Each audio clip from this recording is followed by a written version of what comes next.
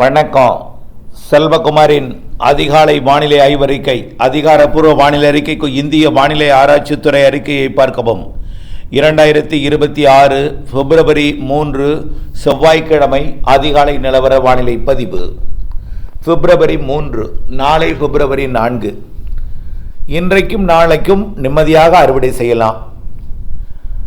பிப்ரவரி 5 மற்றும் 6 தேதிகளில் நிலநடுக்கோட்டு இந்திய பெருங்கடலில் நகரக்கூடிய காற்றழுத்த தாழ்வு நிலை, கடலோடு இணைந்த காற்று சுழற்சி, அதாவது கீழடுக்கு சுழற்சி இலங்கைக்கு மழைப்பொழிவை கொடுத்து அது தமிழ்நாட்டின் கடலோர மாவட்டங்கள், தென் மாவட்டங்கள், டெல்டா மாவட்டங்கள் மற்றும் தென் உள்பகுதிகள், தென் மாவட்ட மேற்கு தொடர்ச்சி மலைப்பகுதிகள் மற்றும் உள் மாவட்டங்களில் ஒரு சில இடங்கள் நனைக்கும் மழை முதல் லேசான மழை வரையும், ஒரு சில இடங்களில் மிதமான மழையும், ஓரிரு இடங்களில் சற்று கனமழையும் வாய்ப்பு இருக்கு. வரக்கூடிய 5-6 தேதி அறுவடை விவசாயிகள் 5-6 தேதிகள் அறுவடைக்கு நாள் குறிக்காமல் 7 தேதியிலிருந்து 12ஆம் தேதி வரை அறுவடை செய்யுங்கள். இன்றைக்கு நாளைக்கு அறுவடை செய்யலாம். 5-6 தேதியை தவிர்த்து விடவும். அடுத்தபடியாக 13, 14 இதேபோல் 5-6 தேதிகளில் எப்படி வானிலை இருக்குமோ அதே போல் ஒரு வானிலை வடகடலோரம், டெல்டா, தென்கடலோரம், வடகடல் ஓரம் தான், உள்ளே கிடையாது. அதாவது டெல்டா, தென் தமிழ்நாடு, தென் மாவட்ட மேற்கு தொடர்ச்சி மலைப்பகுதி, தென் மாவட்ட உள்பகுதிகளுக்கு கொஞ்சம் கூடுதல் இருக்கும். கூடுதல் பரப்ப ஒதுக்குதல் தான், எல்லாமே ஒதுக்கி தான். மழையை எதிர்நோக்கி இருப்பவர்களுக்கு இந்த அறிக்கை நான் சமர்ப்பிக்கவில்லை. மழை எங்க வேணாலும் பெய்யலாம். அந்த லேசான மிதமான மழைங்கிறது எங்க வேணாலும் இருக்கலாம். ஆனால் நனைக்கும் மழைங்கிறது எந்த இடத்துல வேணாலும் கொஞ்சம் பரவலாக இருக்கும். நனைக்கும் மழை என்பது அறுவடைக்கு கடும் இடையூறு கொடுக்கும். நனைந்து விட்டால் உலர்த்துவதற்கு போதுமான வெப்பம் கிடைக்காது, உலர்த்துவதற்கு ஏற்ற இடம் கிடைக்காது. நெல் மணிகளிலேயே அப்படியே கதிரிலேயே இருந்தால் எளிதில் உலர்ந்து விடும். ஆகவே அந்த நாட்களை தவிர்த்து விட்டு அறுவடை செய்வதற்கு தான் இந்த அறிக்கை. ஆக தமிழ்நாட்டில் பெரும்பாலான மாவட்டங்களில் அறுவடை நடந்து கொண்டிருக்கிறது. அனைத்து அறுவடையுமே வெங்காயம், மக்காச்சோளம், நெல், பல்வேறு அறுவடைகள் நடந்து கொண்டிருக்கிறது, புகையிலை கூட. ஆக அனைத்து பயிர்களுக்குமே அறுவடைக்கு உகந்த நாள் என்பது இன்றைக்கும் நாளைக்கும். 5-6 வேண்டாம், 7 to 12ஆம் தேதி வரை அறுவடை செய்யலாம் நிம்மதியாக. 13, 14 மீண்டும் நனைக்கும் மழை, லேசான மழை. டெல்டா, தென் தமிழ்நாடு, தென் உள்பகுதி, தென் மாவட்ட மேற்கு தொடர்ச்சி மலைப்பகுதி, வடகடலோரம் ஒரு சில இடங்கள், வட உள்பகுதிகளில் ஓரிரு இடங்கள் நினைக்கலாம். மத்திய உள்பகுதி, மேற்கு தொடர்ச்சி மலை மாவட்டங்கள், மேற்கு பகுதியில் ஒரு சில இடங்கள் நினைக்கலாம். இதோ 5-6 போலவே 13, 14, 5-6, 13, 14 ரைட்.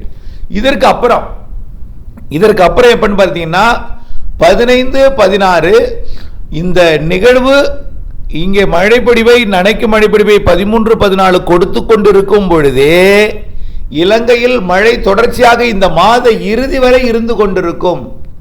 இப்ப 5-6 ஒரு மழைப்பொழிவை கொடுத்து விட்டு விலகிடும் இலங்கைக்கு. மீண்டும் 13 13, 14 மழைப்பொழிவை கொடுப்பதற்கு இலங்கையை நெருங்கக்கூடிய நிகழ்வு. இலங்கைக்கு கனமழை பொழிவை கொடுத்து கொண்டு தமிழ்நாட்டில் 13, 14 எட்டி பிடித்து மழைப்பொழிவை, நனைக்கும் மழைப்பொழிவை, லேசான மழைப்பொழிவை கொடுத்து விட்டு விலகினாலும் அதன் பின்னாலேயே அடுத்தடுத்த நிகழ்வுகள் இலங்கையை நெருங்கி இலங்கையின் தெற்கு, தென்கிழக்கு, கிழக்கு பகுதி, தென்கிழக்கு பகுதியில் மழை இருந்து கொண்டே இருக்கும். வலுவான நிகழ்வாகவும் வந்து மழைப்பொழிவை கொடுக்க வாய்ப்பு இருக்கு. ஆக 13, 14க்கு அடுத்தபடியாக 16 to 21ஆம் தேதிக்குள், அது சரியா சொல்ல போனால் 18, 19, 20 இந்த தேதியில வலுவான நிகழ்வு இலங்கைக்கு மிக கனமழை பொழிவை கொடுக்கும். அது தமிழ்நாட்டிற்கும் எட்டி பிடித்து 13, 14 போல் இல்லாமல் சற்று கூடுதலாக தான், அச்சப்பட தேவையில்லை. ஏனென்றால் மாசி மாதத்திலையும் டெல்டாவில் அறுவடை இருக்கு, ஆகவே தாமதமாக விதைத்தவர்களுக்கு இன்னும் நெற்கதிரே வெளியே வரல. தாமதமாக மழையினால் பாதிக்கப்பட்டு தாமதமாக நடவு செய்தவர்களுக்கு இன்னும் நாட்கள் பிடிக்கும் என்பதனால் அச்சப்பட தேவையில்லை. ஆனால் மழை வாய்ப்பு இருக்கக்கூடிய நாட்களில் அறுவடையை தவிர்த்து விட வேண்டும். பல்வேறு விவசாய பணிகளை அந்த நாட்களில் திட்டமிடுதலுக்கு நீங்கள் வானிலையோட இணைந்திருக்கணும், அவ்வளவுதான். இப்போ 5, 6, 13, 14 அப்புறம் 18, 19, 20 இருக்கலாம், அல்லது 17, 18, 19 இருக்கலாம். 15 தேதியிலிருந்து 21 தேதிக்குள் ஏதேனும் 3 நாள் இருக்கிறது. அது 5, 6 போல் 13, 14 போல் இல்லாமல் கொஞ்சம் கூடுதலாக இருக்கும். அச்சப்பட தேவையில்லை. ஆனால் மழை வானிலை இருக்கிறது. மழை நிகழ்வுகள் இலங்கைக்கு கனமழை பொழிவை கொடுக்கும். சற்று ஏறி முன்னேறி வந்து கொஞ்சம் கூடுதல் மழை பொழிவை கொடுப்பதற்கு வாய்ப்பு இருக்கு. மழையை எதிர்நோக்கி இருப்பவர்கள் வரலாம், மழை பெய்யலாம், ஆய்வறிக்கையோடு இணைந்திருந்து பார்ப்போம் என்று இருக்க வேண்டும். அது எந்த அளவுக்கு முன்னேறி வருகிறது என்று பார்க்க வேண்டும். நிகழ்வானது, அந்த நிகழ்வு வரக்கூடிய 18ஆம் தேதி எதிர்பார்க்கக்கூடிய நிகழ்வு தற்பொழுது பிலிப்பைன்ஸை விட்டு மேற்கு நோக்கி நகர்ந்திருக்கிறது. இப்போதான் தென்சீன கடலுக்குள்ள நுழைய போகுது. அதே போல மாத இறுதி நிகழ்வும் பசிபிக் பெருங்கடல இருக்கு. இந்த 2 நிகழ்வும் வங்கக்கடலுக்கு வந்தே தீரும். ஆனால் அது இலங்கையில் மழைப்பொழிவை கொடுக்கும். தமிழ்நாட்டிற்கு எந்த அளவு முன்னேறி மழைப்பொழிவை கொடுக்கும் என்பது ஆய்வில் இருக்கு. ஆனால் 3 நாள் 13, 14 தேதி நிகழ்வை விட இந்த 3ஆம் தேதி மன்னிக்கவும் 5, 6, 13, 14 இந்த 2 தேதியில இந்த 2 நிகழ்வு மழைப்பொழிவை கொடுப்பதை விட இந்த 18 21 தேதி ஏதேனும் 3 நாள், அதே போல 23 28க்குள் ஏதேனும் 3 நாள் மழைப்பொழிவை கொடுக்கக்கூடிய நிகழ்வு சற்று கூடுதலாக இருக்கும்.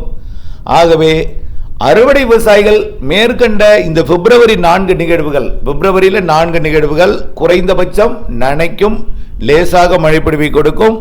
ஆங்காங்கே தான் இந்த 4 நிகழ்வுகள் நாளை எதிர்நோக்கி அந்த நாட்களில் அறுவடையை தவிர்த்து திட்டமிட்ட அறுவடை மேற்கொள்ள வேண்டும்.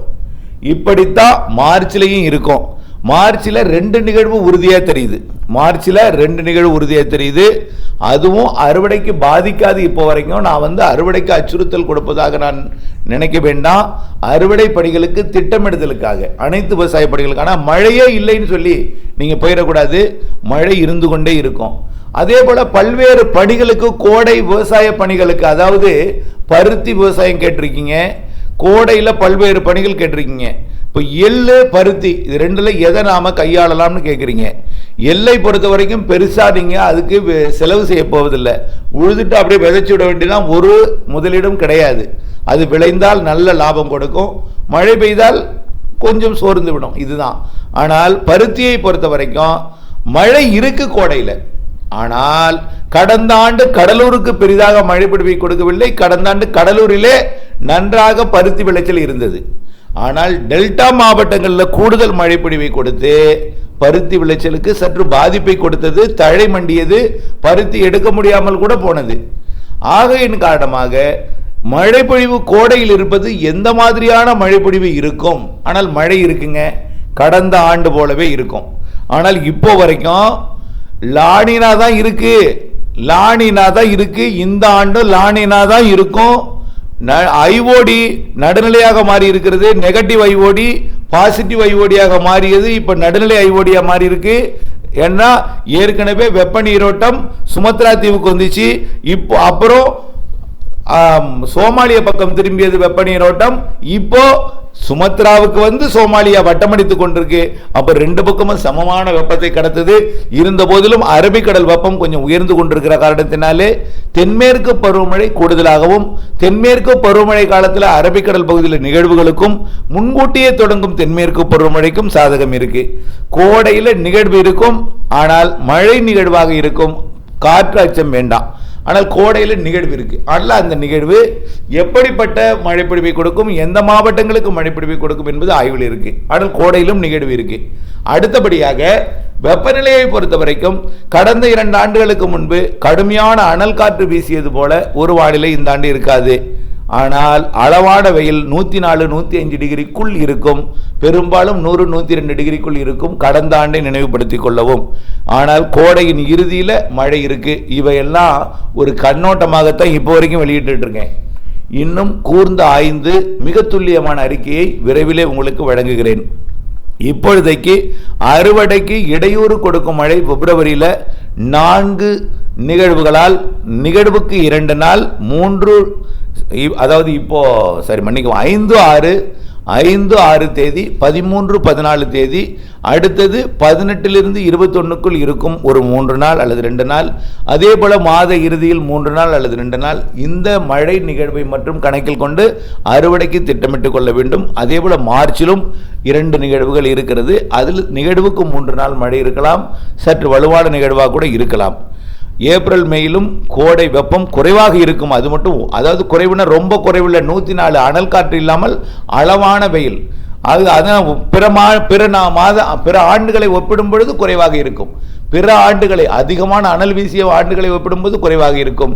ஆனால் ஒரு சில இடங்கள்ல அனல் இருக்கும். என்ன நிகழ்வு இருக்கும் பொழுது எங்கிருந்து காற்றை இருக்கிறதோ, வெப்பமான பகுதியிலிருந்து காற்றை ஈர்த்தால் அது வரக்கூடிய வழித்தடத்தில் கொஞ்சம் அழகு. ஆனால் ஒட்டுமொத்த சராசரியை பார்க்கும் பொழுது அளவான வெயில் இருக்கும்.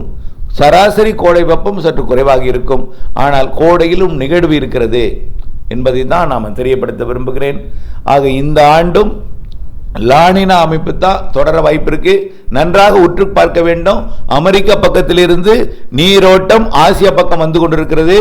ஆசியா பக்கத்திலிருந்து நீரோட்டம் சற்று ஜப்பான் வரைக்கும் போனாலும் தொடர்ச்சியாக வந்தவண்ணம் தான் இருக்கு. வெப்பத்தை குவித்துக் கொண்டிருக்கிற காரணத்தினால்தான் பசிபிக் பெருங்கடலிலே பிலிப்பைன்ஸ் ஒட்டி நிகழ்வுகள் உருவாகிறது. இதையெல்லாம் நாம் நினைவில் கொள்ள வேண்டும். இப்போ வரைக்கும் லானினாவுக்கு இதான் காரணம். ஆஸ்திரேலியா பக்கத்திலையும் நிகழ்வுகள் உருவாகி ஆஸ்திரேலியாவுக்கு இடிமழை பொழிவை கொடுத்து வருகிறது. இவையெல்லாம் லானினா இருப்பதற்கான ஆதாரங்கள் என்பதையும் உங்களுக்கு தெரியப்படுத்த விரும்புகிறேன். ஆக இந்த ஆண்டு லானினா உறுதி. இப்பொழுது நடுநிலை ஐஓடியா இருக்கு. அது பாசிட்டிவ் ஐஓடியாக மாற வாய்ப்பு இருக்கு. பிறகு நெகட்டிவ் ஐஓடியா மாற இருக்கு. எல்லாத்தையும் ஒப்பிடும் பொழுது கோடையில் மழை இருக்கு, வெப்பம் அளவாக இருக்கும். கோடையிலும் இப்பொழுதுக்கும் வரக்கூடிய அறுவடை நேரங்கள்லையும் நனைக்கும் மழை, லேசான மழை குறிப்பிட்ட மாவட்டங்கள்லையும் எந்தெந்த மாவட்டங்கள்னு சொல்லியிருக்கேன். அந்த மாவட்ட மக்கள் முன்னெச்சரிக்கையுடன் அறுவடை பணிகளை திட்டமிட வேண்டும். அறுவடை நாட்கள் சொல்லிட்டேன். இன்னைக்கு நாளைக்கு அறுவடை செய்யலாம். 5 6ஆம் தேதியை தவிர்த்திடுங்க. 7லிருந்து 12ஆம் தேதி வரைக்கும் நன்றாக நிம்மதியாக அறுவடை செய்யலாம். 13 14 தவிர்த்திடுங்க. அதுக்கு பிறகு நிகழ்வு இருக்கு. அந்த நாளை திட்டமிட்டு அறிக்கையோடு இணைந்திருந்து அறுவடைக்கு திட்டமிட்டுக் கொள்ள வேண்டும். இணைந்திருங்கள் அப்டேட்ஸுடன். நன்றி.